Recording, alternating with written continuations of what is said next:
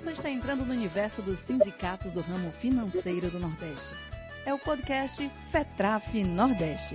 Um espaço feito para quem vive, sente e constrói um movimento sindical. Junto com especialistas, assessores e pesquisadores que ajudam a qualificar nossas campanhas, negociações e estratégias. O nosso propósito é fortalecer os sindicatos e defender os interesses coletivos e soberanos da classe trabalhadora. Podcast FETRAF Nordeste. Reflexão, formação e luta, do nosso jeito, com a nossa voz. Vem com a gente! Você está começando a assistir ao podcast FETRAF Nordeste. Eu sou o jornalista Márcio Rodrigues e estamos começando um novo episódio a partir de agora. Hoje vamos receber uma nova comentarista, que é Tereza Souza, diretora da FETRAF Nordeste, diretora da CUT Pernambuco, conselheira do Fórum Estadual de Economia Solidária de Pernambuco. Bem-vinda, Tereza. Oi, Márcio. Boa tarde. Eu quero também dar boa tarde para quem está nos acompanhando, agradecer pelo convite e dizer que o tema de hoje realmente é muito importante para a categoria bancária, para a gente bater esse bate-papo. Acredito que vai ser muito bom, muito formativo. E para mim é um prazer estar aqui podendo cooperar, ajudar nesse novo evento de vocês, né? E parabenizar, Márcio, que realmente...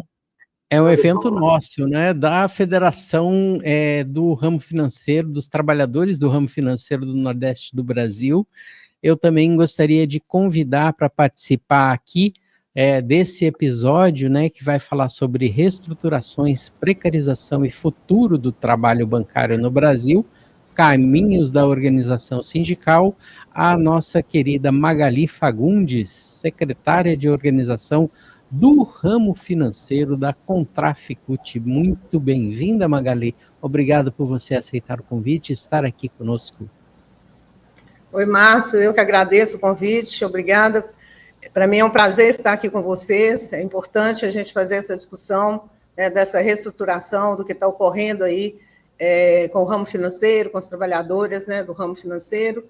Então, é um espaço, né, muito bom da gente fazer esse debate. Quero dar uma boa tarde a todos que nos estão assistindo e agradecer mais uma vez pelo convite. Obrigada.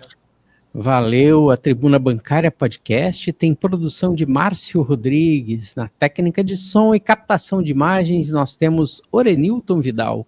O podcast da FETRAF Nordeste é um espaço de diálogo entre a FETRAF e seus sindicatos de base. E para abrir o episódio de hoje, a gente vai aqui falar com vocês, né, a respeito desse propósito central da ideia desse episódio, que é analisar o impacto das reestruturações bancárias, das terceirizações, da fintechização, né, embora seja um termo novo, todo mundo que está nos assistindo sabe muito bem do que a gente está falando, as metas desumanas, a redução de postos de trabalho, o foco na resposta sindical organizada e na proteção histórica e futura do ramo financeiro. E para a gente poder ouvir um pouco mais sobre isso, eu gostaria de fazer aqui uma proposta para a nossa convidada, Magali Fagundes. Qual é o diagnóstico da atual precarização do setor bancário e do ramo ampliado, né, do ramo financeiro como um todo? Eu queria poder ouvi-la a respeito dessa temática para você abrir aqui os trabalhos. Márcio, nós temos hoje vários fatores aí, né, que estão gerando esse monte de transformação aí no sistema financeiro. Né, as inovações tecnológicas, as portarias, né, a regulamentação do Banco Central, a reforma trabalhista que veio. Então, assim, tem uma série de fatores que vem contribuindo para essa mudança aí no sistema financeiro. Quando a gente tem, hoje, no Brasil, a categoria nossa encolhendo, né, a categoria bancária encolhendo, e o ramo financeiro crescendo assim, 400%, em algumas instituições cresceram isso. Então, o que vem gerando, né, toda essa transformação é basicamente isso. Hoje, as transações bancárias elas estão reduzidas a 2%, né? Então, nós temos hoje o IA aí também, né, contribuindo, né, para que essas operações sejam feitas tudo virtualmente. E os fechamentos, né? Nós tivemos fechamento de agências aí, diminuição de postos de trabalho, muita diminuição, foi um número, eu sou meia ruim de número, mas vou colocar aqui. Nós tivemos uma redução de 90 mil postos de trabalho da categoria bancária desde 2012, enquanto houve um aumento de 88 mil postos de trabalho nos securitários, 80 mil nas cooperativas de crédito e 67 mil em fintechs. Então, houve um crescimento, né, nesse segmento do ramo financeiro e um encolhimento da categoria dos postos, né, de atendimento bancário, as agências, os PAs mesmo. É esse o quadro que a gente tem hoje colocado aí para nossa categoria bancária, né? Tereza, eu queria ouvir você como comentarista a respeito dessa exposição inicial aqui da Magali, para a gente poder entender melhor, né, essa questão do panorama atual, né, do mercado financeiro e essa agenda de reestruturação, né? É uma reestruturação para concentrar mais riqueza, é isso? Márcio, a gente precisa lembrar que não é nova. A reestruturação realmente já vinha acontecendo, só que devagar. Tanto é que a gente esperava essa reestruturação, essa tecnologia, não para agora, mas com o advento da pandemia, o que aconteceu? As pessoas foram obrigadas a ficar em casa e usar os meios da tecnologia, os meios digitais. E os bancos, no final, o que foi que eles viram? Que lucraram, não tiveram perdas significativas, não lucrou tanto, mas não tiveram perda, posso te dizer, como muitos outros segmentos tiveram, com as novas tecnologias. Por que ele vai manter agências físicas? Por que ele vai manter o mesmo número de funcionários? O que é que o sistema financeiro, os banqueiros, eles dizem? O lucro e a eficiência, máximo de eficiência. Aí ele viu que ele lucrava com menos funcionários, com menos agência física, e aí o que veio com tudo isso? Porque tecnologia, não estou dizendo aqui que tecnologia não presta, não. Agora a gente tem que saber, tecnologia não é só para o gestor, não é só para o banqueiro e os trabalhadores, porque o que está acontecendo é essa lógica. Tecnologia para eles e para nós sobre o quê? Assédio, o adoecimento que as mesas absurdas, poucas pessoas na agência física ainda se tem, e o adoecimento mental enorme, crescente, desde a época da pandemia a gente vê que houve um aumento. Por quê? Diminuiu os expostos e as pessoas trabalham na vulnerabilidade. E os banqueiros é que estão lucrando. A isso acarretou essa perda, que como a gente, no decorrer aqui, a gente vamos chegar, tentar elucidar um pouquinho como o movimento sindical vai enfrentar mais esse desafio. Mas eu acredito que é isso, eles trocaram tecnologia para ele, a tecnologia está a serviço dos banqueiros e não do funcionalismo, que é isso que a gente precisa. Se eu não me engano, vamos ter uma mesa sobre isso na próxima nossa negociação para conversar sobre todas essas novas tecnologias e como a gente vai estar fazendo essas tecnologias a favor dos funcionários, a favor do trabalhador e não ser contra o trabalhador. Então, acredito que foi isso que banqueiro ele não dorme, né?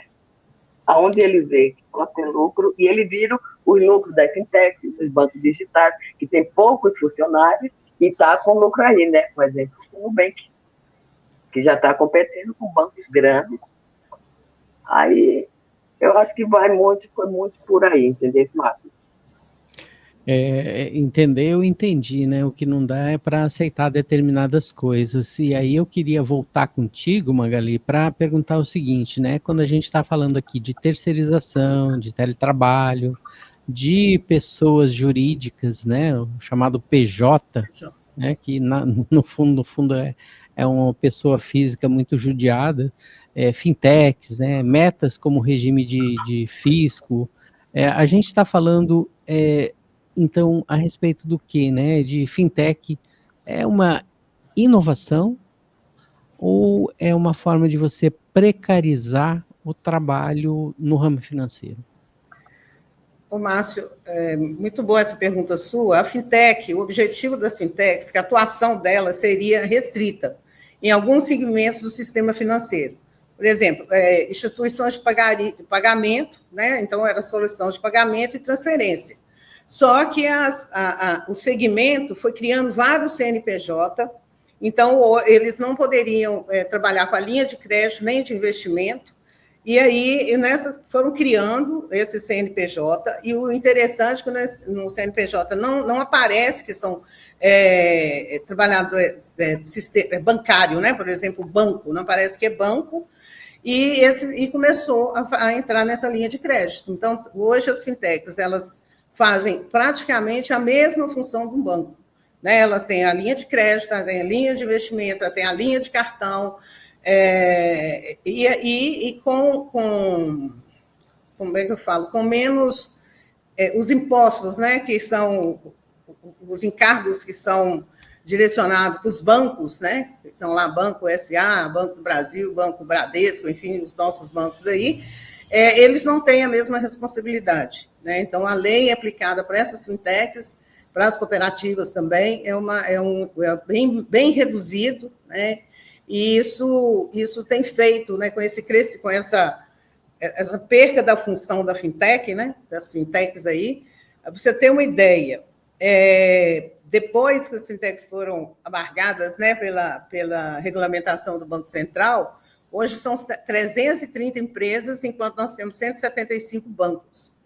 Então, assim, o dobro, praticamente, de fintechs aqui hoje, né?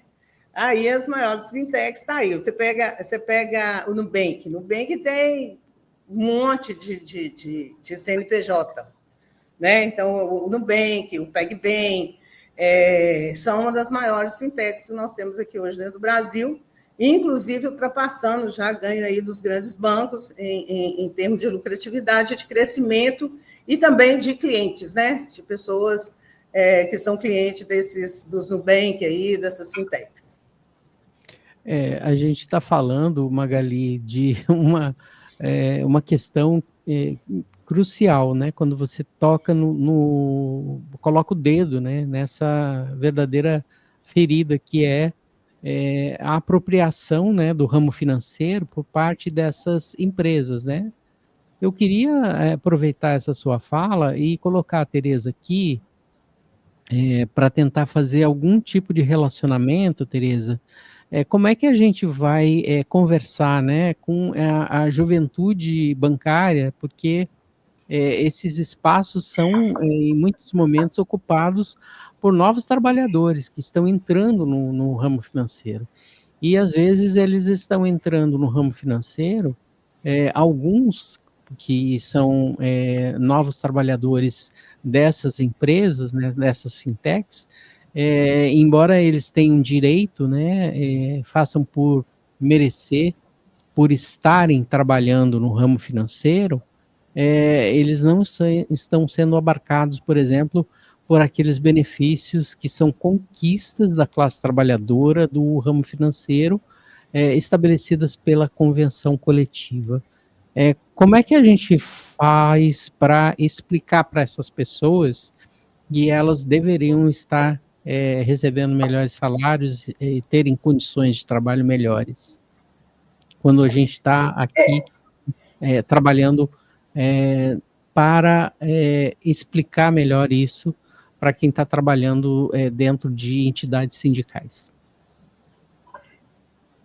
Márcio, essa questão, eu acho que isso envolve também nós dirigentes, porque a juventude, eu acho que é do conhecimento de todo mundo, que teve aí uma campanha muito forte, né? Que para que CLT? Até meme fizeram, né? Que a juventude não quer mais saber de que CLT para quê? É uma sedução. A fintech hoje não é uma inovação, é uma realidade que não está só aqui na América, está em vários países. É uma forma de terceirização, flexibilização simples, como você bem lembrou, faz o serviço bancário, mas não está no nosso guarda-chuva. E a representação são sindicatos que eles nem têm conhecimento, nem chegam ao conhecimento desses jovens. Mas a narrativa a gente está perdendo. Agora, por que nós estamos perdendo essa discussão com a juventude? Primeiro, a gente tem que melhorar a nossa comunicação com esse novo bancário, com esse novo trabalhador. A gente precisa melhorar essa comunicação, a gente precisa resgatar um pouquinho o passado, trazer o presente e preparar para o futuro. Falar para eles o que é isso, essa sedução que está todo mundo agora, com as techs, não, tem flexibilidade para isso, para aquilo, sim, e os direitos. E os direitos, se a gente for ver, o que está na nossa convenção, que ele recebe para fazer quase não, a mesma coisa, é realmente horrível. É uma flexibilização, é uma desvalorização. Aí o que nós precisamos, nós, quanto dirigente, é ter esse diálogo, melhorar nossa comunicação com nossas bases, fazer um diagnóstico aonde é que está esse pessoal, essa juventude, esse pessoal, onde é que está as cooperativas, para chegar junto e fazer esse diálogo. Porque não adianta a gente estar com um discurso antigo que a gente não consegue chegar nos jovens. Então, aí passa por N coisas que a gente precisa acordar. E vai até mais, além. O avanço que está tão grande, a gente só está vendo a categoria diminuindo, o ramo crescendo, com tudo isso que a Magali já trouxe, a gente poderia, aí já fica como sugestão, criar grupos de estudo. A fintech, realmente, onde ela está, onde ela não está, mas aquele pessoal sentado, mas para estudar, ficar expert, não só com a fintech, com a IA, com as novas tecnologias, com os bancos digitais, quais os perigos. Eu tive há pouco tempo uma vizinha que veio me dizer que o inquilino dela depositou dinheiro errado, depositou no conta de um banco digital. O banco disse que não entrou lá. Ela disse, eu reclamo a quem? Eu digo, eu sei. Se fosse no banco físico, eu te dizia. Agora, assim, entendeu? A gente precisa acordar, a gente precisa fazer um trabalho de comunicação dos perigos que são a questão digitais, e que a gente sabe que o Brasil não tem para todo mundo a questão digital e nem uma internet que as pessoas possam realmente ter esse conhecimento. Então, o papel nosso é estudar e levar esse conhecimento para os trabalhadores. Magali, eu queria agradecer aqui essa intervenção da Tereza e trazer para você o seguinte, né? A inteligência artificial, a digitalização e o risco de um trabalhador invisível, ele faz parte do cotidiano de todo mundo que trabalha no ramo financeiro. Mas se a gente for pegar a inteligência artificial sob o aspecto de como ela funciona, né, dentro do cotidiano de quem está dentro de agências bancárias, a gente vai ver que às vezes ela se torna até um pouco mais perversa, porque ela é um instrumento de administrar o tempo de trabalho do trabalhador do ramo financeiro, quando ele está dentro da agência bancária e quando ele até não está dentro da agência bancária, quando ele recebe determinadas instruções, às vezes até numa tarde de domingo, que normalmente não é um dia de trabalho dele. Como é que a gente pode compreender, né, isso como um processo de adoecimento, de pressão, de perda de direitos, né, e de fragilidade do contrato de trabalho? Como é que a gente pode abordar essas questões no nosso cotidiano, na relação entre um dirigente sindical e um trabalhador da base? O Márcio, com relação, você cita aí a IA, ela está muito mais que isso, né? Ela veio e realmente muito trabalho que era feito pelo bancário, né?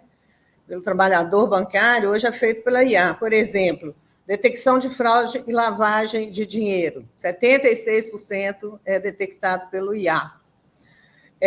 Reconhecimento de documentos, 55%. Análise de risco de crédito, tudo é feito pela inteligência artificial. Né? Então, assim, o que a nossa categoria, né, esse adoecimento, essa cláusula, a gente tem até uma cláusula lá de combate, né, à cobrança de metas, contra o assédio moral, o assédio sexual. Nós temos essa cláusula. E tem as COIs, né? Nós temos comissões de empresa, né, que negocia com cada banco as suas especificidades. E essa questão do adoecimento, apesar de ser tratado na mesa principal, é um ponto de pauta na nossa, que em 2026 a gente tem uma renovação. A cláusula de saúde, ela tem dentro da nossa CCT alguns avanços, né, algumas coisas garantidas, mas há muito ainda a avançar. Né? Isso eu acho que o adoecimento da categoria bancária, ele vem e agora num formato diferente, né? Com essa ameaça aí da perca do emprego, do fechamento de agência, da redução dos postos de trabalho. Então, hoje você tem agência que você entra, tem somente um caixa, era uma bateria de caixas, toda essa mudança, né? Então, isso aí, a gente vê o crescimento na terceirização, nas correspondentes bancárias, que é usado, inclusive, pelos bancos, vários correspondentes bancários, a terceirização, né? Nós tivemos exemplo aí de banco que demitiu mais de 20 mil trabalhadores e contratou terceirizado. Recentemente, um banco demitiu mais de 1.200 trabalhadores, e aí eles contratam terceirizado. Então, isso tudo reduz a nossa categoria, precariza o trabalho dessas pessoas que são contratadas como terceirizados ou como PJ, ou mesmo seja dentro de uma cooperativa ou dentro de uma fintech, né, de um banco digital. Eles têm um salário reduzido, né, não é o salário da nossa CCT, eles têm uma jornada de trabalho diferenciada da nossa jornada, e a rotatividade também no segmento ela é muito grande. Né? Então, assim, a gente tem uma série de fatores aí. Eu acho que o desafio colocado no movimento sindical é buscar organizar esses trabalhadores. Sabe? Se a gente vai conseguir representá-los para que sejam também signatários da nossa CCT, eu acho que é um debate que a gente precisa aprofundar e melhorar mais esse debate, porque lá atrás o movimento sindical perdeu a discussão da gente representar os trabalhadores terceirizados com um acordo coletivo diferenciado. Então, nós nos negamos a sentar e negociar, porque, não, se está dentro do banco, é o salário de bancário que tem que ganhar. E a gente perdeu, né, acabou sendo regulamentado aí a terceirização no Brasil. Então, eu acho esse debate, precisamos organizar esses trabalhadores, ter ciente, por exemplo, hoje a gente faz negociação das financeiras, então nós temos um acordo dos bancários e temos um acordo dos financiários. Não é o mesmo acordo. E nós representamos financiários.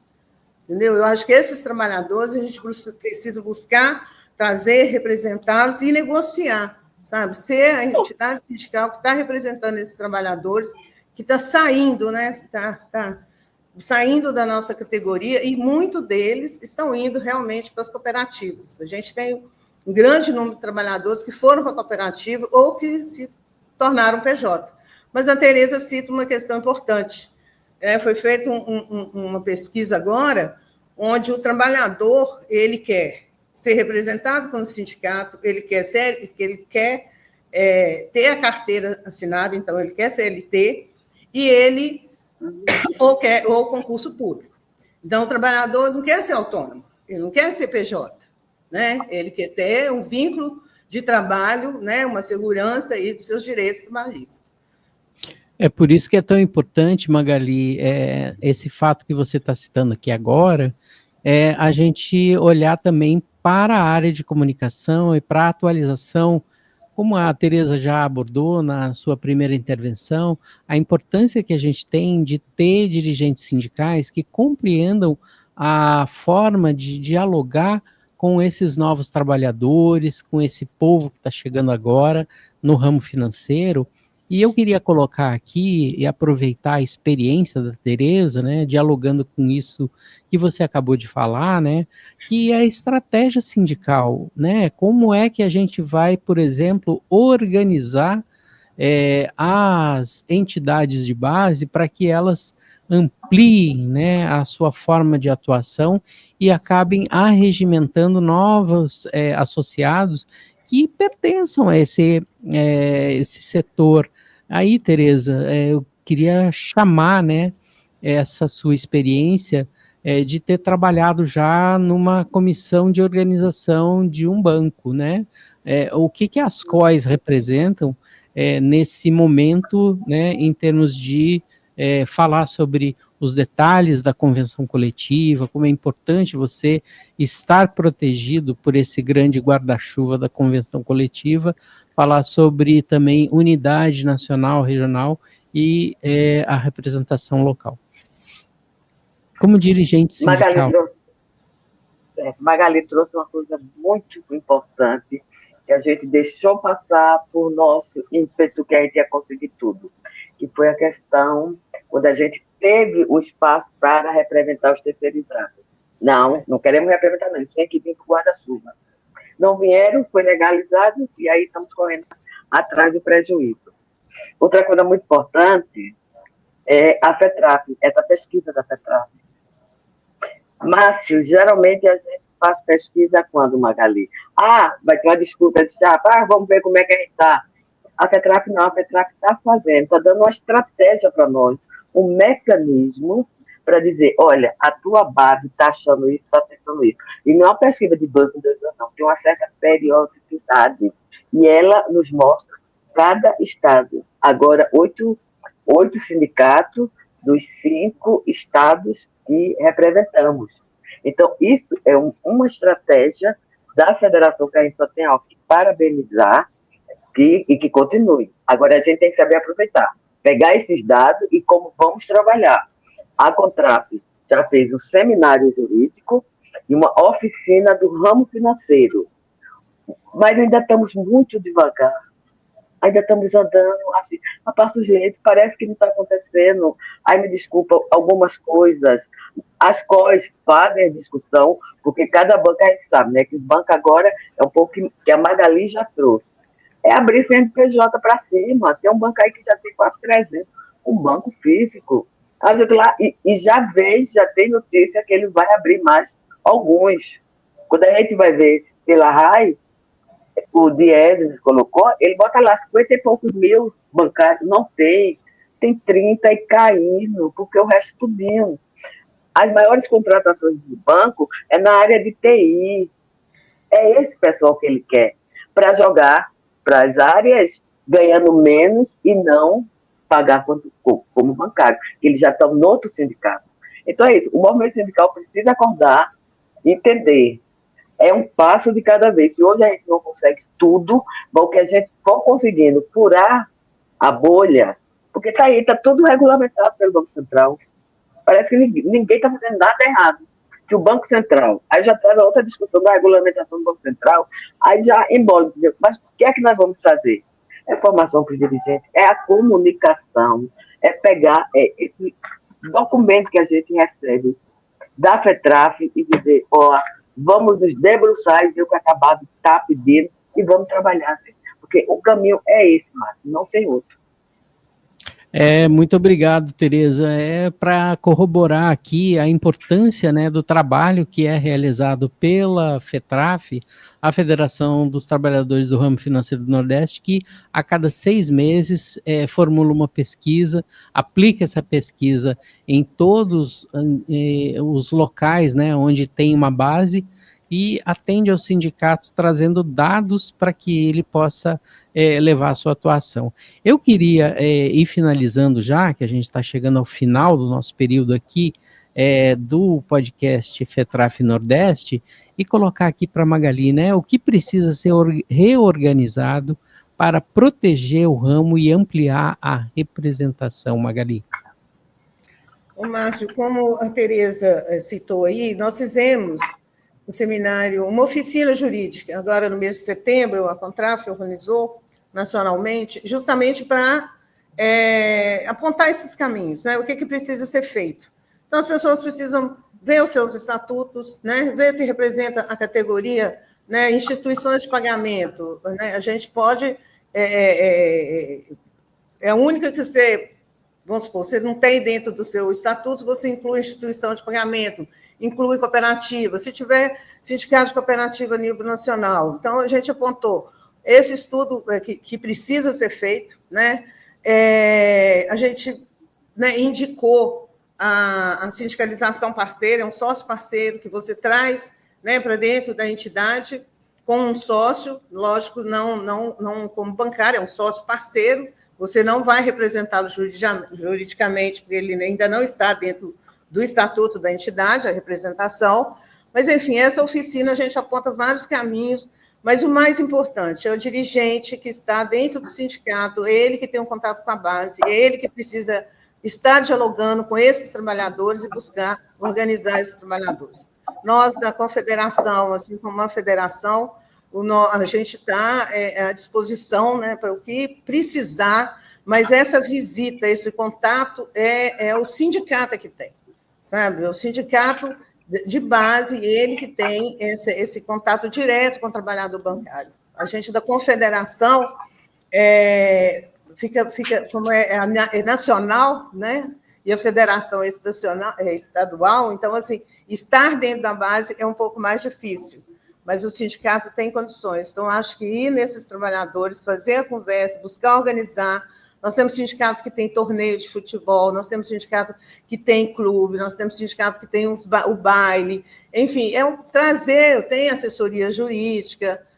Eu acho que tem que buscar, está oferecendo para esses trabalhadores alguma coisa e buscar organizá-los através disso. Tá? Muito obrigado, Magali. Eu queria ouvir um comentário agora da Tereza a respeito dessa intervenção final aí da Magali Fagundes.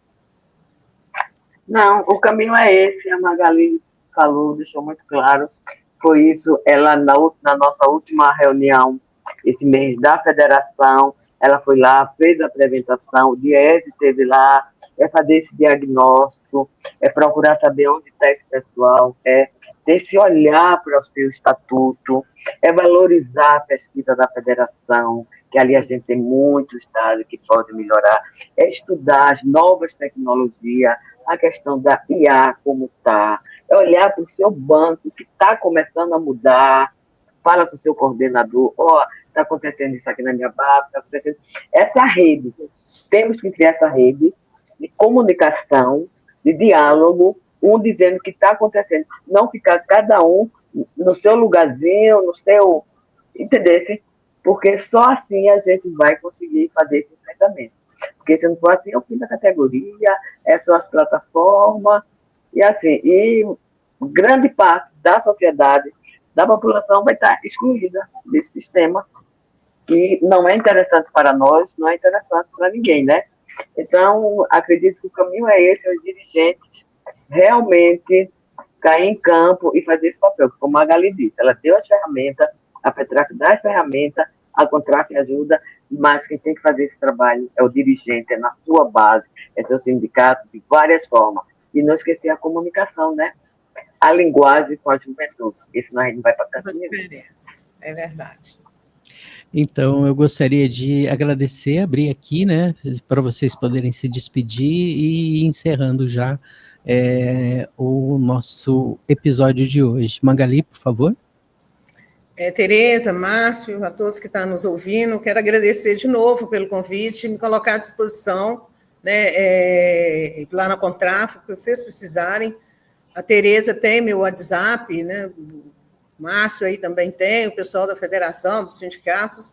Então, eu estou à disposição e parabenizar, né, esse evento, esse podcast, no dia que eu tive aí na Paraíba, né, Tereza, apresentando o mapeamento do ramo. Eu tive a oportunidade de ver alguns dos podcasts aí já organizados pela FETRAF Nordeste, então quero parabenizar por essa maravilhosa iniciativa aí. Parabéns aí a vocês e obrigada. Obrigado, Magali. Tereza, sua despedida? Também, eu só tenho que agradecer, a segunda vez que eu participo com você, a Magali também, obrigado, Magali. Sempre que a gente precisa, Você é uma parceirona, uma companheirona que está sempre junto, nos orientando.